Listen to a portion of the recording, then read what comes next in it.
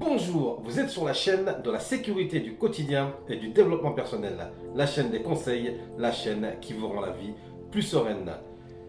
Aujourd'hui, vidéo très intéressante que j'ai intitulée Comment faire face à un dominant. Je fais cette vidéo à la demande d'une abonnée qui m'a demandé, selon moi, comment faire face à une personne dominante. D'emblée, j'aimerais vous dire, selon moi, il y a deux types de personnes dominantes.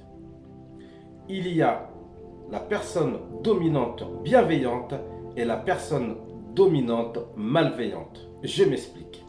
Ce que j'appelle une personne dominante bienveillante, c'est une personne qui se domine soi-même, qui domine sa vie et qui est capable de guider n'importe quelle personne au sommet. C'est plus une personne forte qui n'a pas peur des situations, qui n'a pas peur de guider, qui n'a pas peur de l'idée, mais tout dans la bienveillance, l'empathie et la compréhension. En fait, tout le contraire de la personne dominante dont nous allons parler dans cette vidéo, car la personne qui nous intéresse aujourd'hui, dont nous allons parler principalement dans cette vidéo, c'est la personne dominante malveillante.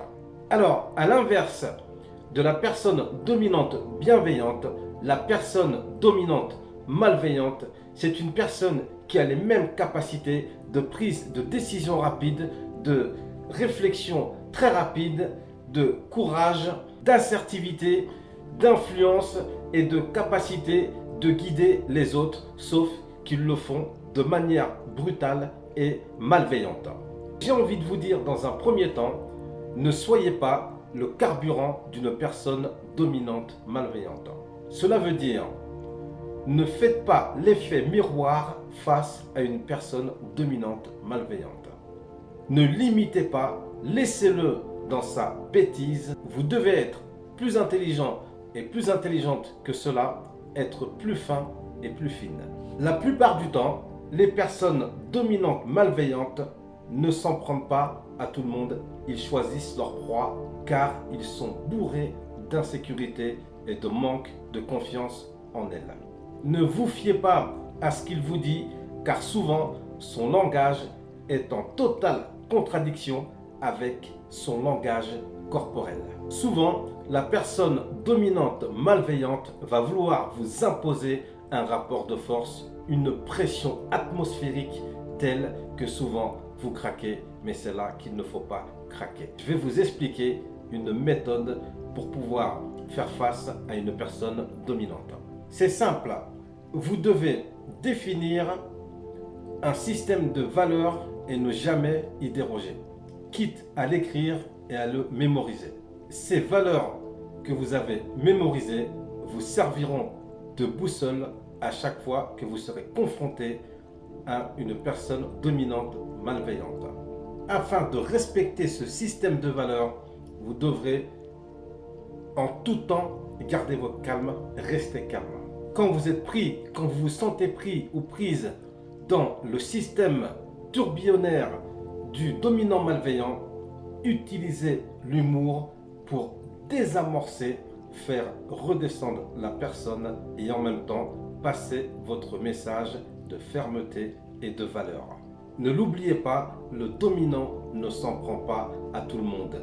Si vous êtes fort ou forte et qu'il voit que avec vous c'est plus difficile, il vous laissera tranquille, il vous respectera. Car si vous lui donnez 1 mètre, il prendra 10 mètres. Si vous lui donnez 10 mètres, il prendra 1 kilomètre. Si vous lui donnez 1 kilomètre, il prendra 10 kilomètres. L'idée, c'est de ne pas l'attaquer frontalement, car l'attaquer frontalement, c'est lui donner du carburant. Vous devez rester ferme sur votre système de valeurs tout en faisant passer votre message avec de l'humour. Certains diront, oui, mais c'est de l'humour noir, oui, il faut dire les choses, il faut être direct, oui, certes, mais moi je vous dis, pas toujours. Parfois, vous pouvez faire passer un message avec de l'humour et tout en étant ferme ça dépend de la personne que vous avez en face de vous. Parfois, il faut être indirect car selon la personne que vous avez en face de vous, surtout quand il s'agit d'un dominant, si vous êtes trop direct, vous allez à la confrontation et les choses ne peuvent que s'envenimer.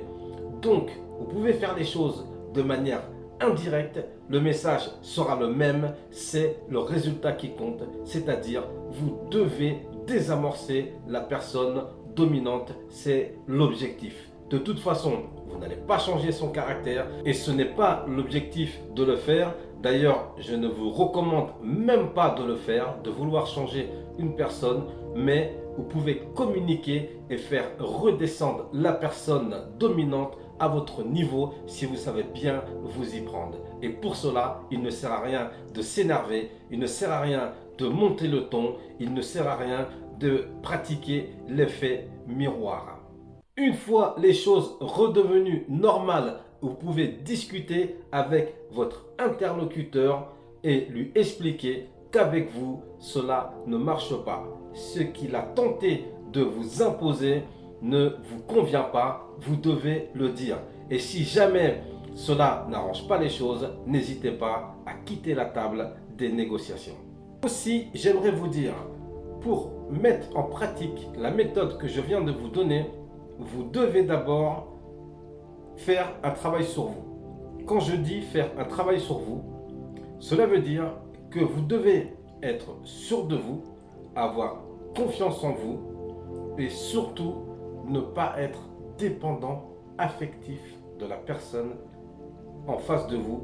Je préfère vous le dire, si vous êtes dépendant ou dépendante affectif de la personne qui vous domine constamment ou qui essaye de vous dominer constamment, cela ne marchera pas. Vous devez d'abord faire un travail sur vous, avoir confiance en vous avant de pouvoir vous attaquer, si je puis dire, à une personne dominante. Vous devez absolument vous faire confiance et démontrer que vous êtes capable de quitter la table si le respect n'est pas servi.